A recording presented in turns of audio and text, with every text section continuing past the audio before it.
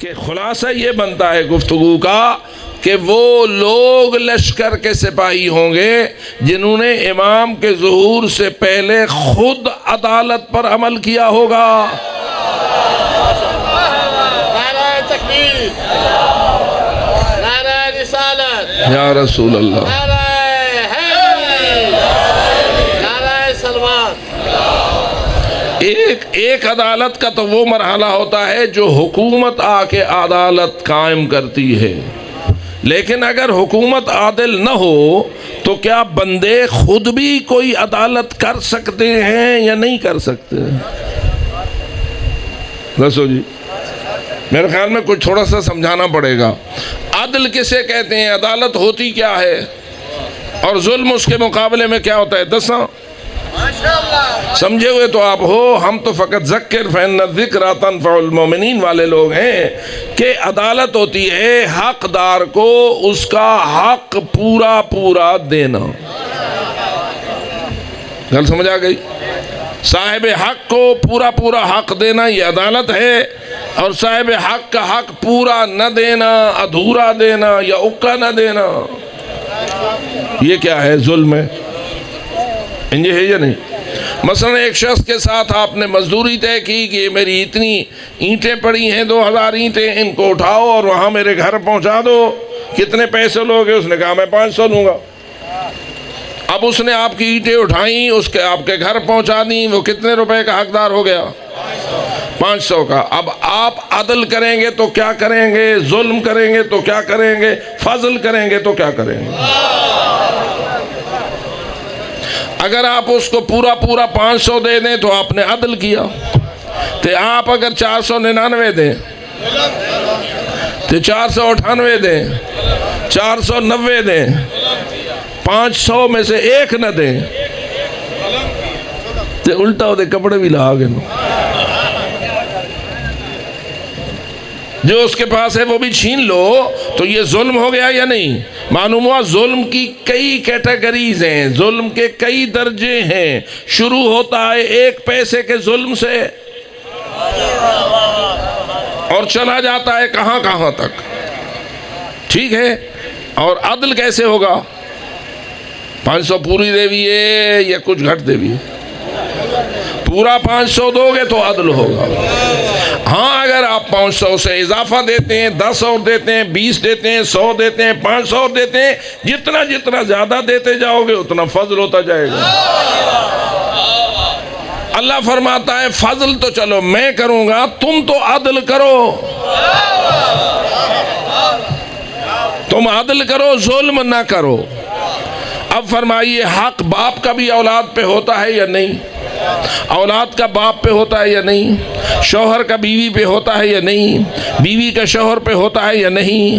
ہمسائے کا ہمسائے پہ ہوتا ہے یا نہیں؟ محلے والوں کا بھی حق ہوتا ہے یا نہیں؟ شہر والوں کا بھی حق، محلے والوں کا بھی حق ہوتا ہے یا نہیں؟ شہر والوں کا بھی حق ہوتا ہے یا نہیں؟ جانوروں کا بھی حق ہوتا ہے یا نہیں؟ اے جنا رسی پا کے قلعے تے بد چھڑے نے، یہ میرے میں ان کا مالک ہوں، یہ گائے میری، یہ بھینس میری، یہ بکری میری، یہ مرغی میری. تیری ہے لیکن اس کا جب تیری ہو گئی ہے تو حق ہے تجھ پر. علی حیدر کرار آخری 19 ماہ رمضان کی صبح کو جب مسجد کی طرف جا رہے تھے جس میں آپ کی شہادت ہونی تھی تو حضرت نے راستے میں بطخوں نے روکا. حضرت امیر المومنین اپنی بیٹی کی طرف متوجہ ہوئے اور فرمایا بیٹی یہ تیرے قیدی ہیں، یہ پرندے تمہارے قیدی ہیں، اگر انہیں دانا پانی دے سکو تو اپنے پاس گرفتاری میں رکھو، نہ دے سکو تو انہیں چھوڑ دو. اللہ نے زمین پر ان کا رزق خود پیدا کر رکھا ہے، تلاش کر لو. تو کیا خیال ہے یہ جانور بھینسیں ہوں یا گائے، مرغیاں ہوں یا بکریاں، کبوتر ہوں یا کچھ اور جن کو اپنے گھر میں ہم اپنا پابند کرتے ہیں، کیا ان کا بھی ہم پہ حق ہوتا ہے یا نہیں؟ اور اگر تو رسالت الحقوق پڑھے جو حضرت امام علی زین العابدین نے خود فرمایا ہے تو اس میں تو حضرت لمبی تفصیل دیتے ہیں حقوق کی اور فرماتے ہیں تیری آنکھ کا تجھ پہ کیا حق ہے، تیرے کان کا تجھ پہ کیا حق ہے، تیری زبان کا تجھ پہ کیا حق ہے.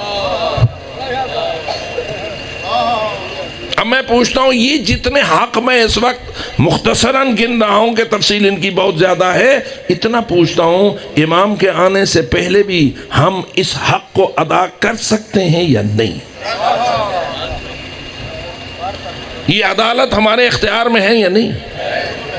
کون سا ایسا حق ہے جو میرے یا تیرے ذمے عائد ہوا ہے اور میں نہیں دے سکتا اور حق ہے؟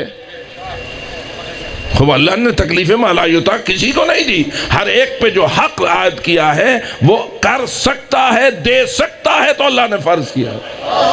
جہاں دے نہ سکے وہاں فرض ہی، جیسے فرض کیجئے کہ جس کے پاس حج جتنی رقم استطاعت کی پیدا نہیں ہوتی، کیا اس پر حج واجب ہوتا ہے؟ نہیں، کس پہ واجب ہوتا ہے؟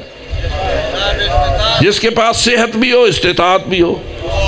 اور جب استطاعت ہو گئی، صحت ہو گئی، تو اب اللہ فرماتا ہے میری طرف سے تجھے حج کی دعوت آ گئی، میں نے تجھے حج فرض کر دیا تجھ پر، اب میرا بھی حق ہے، میرے گھر کا بھی حق ہے۔ للہ علی الناس حج البیت من استطاع الیہ سبیلا، اور جو نہ دے گا وہاں سخت زبان بولتا ہے اللہ، اور فرماتا ہے من کفر فإن اللہ غنی عن العالمین، جو میرا گھر کا حج نہ دے کر اور یہ حق ادا نہ کرے گا وہ کافر ہے، اور مجھے اس کی کوئی پرواہ نہیں ہے۔ تو کیا خیال ہے کون سا حق ہے کہ جو ہم ادا نہیں کر سکتے؟ دسو، جو اللہ نے حق ہمارے ذمہ لگائے ہیں وہ سارے ہماری قدرت میں ہیں یا نہیں؟ جی، پھر ادا کیوں نہیں ہوتے؟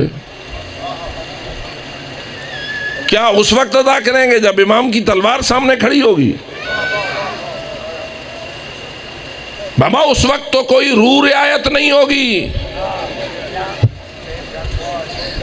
آپ خود مانتے ہیں کہ امام علیہ السلام کی تشریف آوری اور آپ کا ظہور فرق کرتا ہے رسول اکرم کے دور کے ساتھ بھی اور ائمہ کے ادوار کے ساتھ بھی۔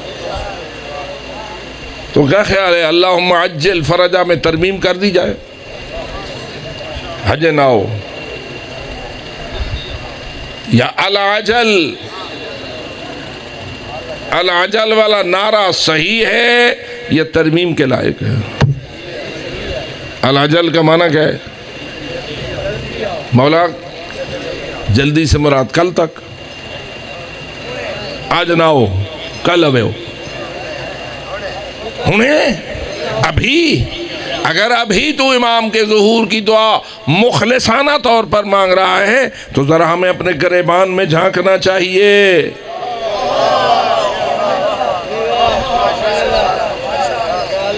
فراڈ ہر چیز سے فراڈ، امام کے ظہور سے بھی فراڈ،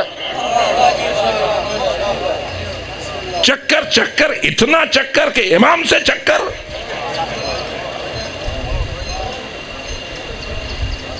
اس میں بہت بڑا قصور ہے اس ممبر پر آنے والوں کا، جو ممبر تھا ہدایت کے لیے انہوں نے تماشا بنا دیا۔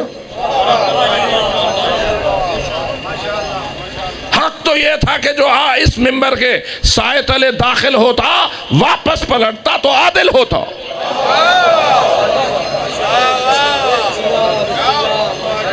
کیونکہ یہ ممبر ہدایت عدالت کے لیے قائم ہوتا ہے، اور یہ نہ سمجھ کے زمانے غیبت میں عدل کی کوئی گنجائش نہیں ہے، غیبت کے دوران ہم نے عدل کرنا نہیں، نہ غیبت میں عدل کر تاکہ اس عادل کے لشکر کا سپاہی بن سکے۔